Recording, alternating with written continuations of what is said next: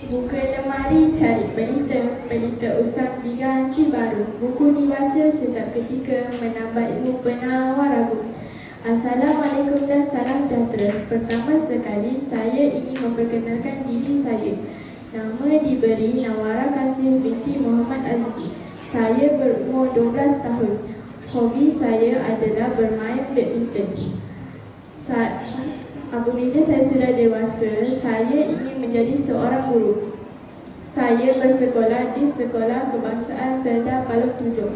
Pada hari ini, saya akan menceritakan tentang sebuah buku kegemaran saya. Tajuk buku kegemaran saya adalah Cabaran Hidup. Buku ini dituliskan oleh Aida Syahira. Buku ini diterbitkan oleh Cipta Publishing. Buku ini mempunyai 68 muka surat. Akhir sekali, saya ingin mengajak semua rakan untuk membaca buku ini kerana buku ini menarik dan mempunyai banyak pengajaran. Sekian, terima kasih.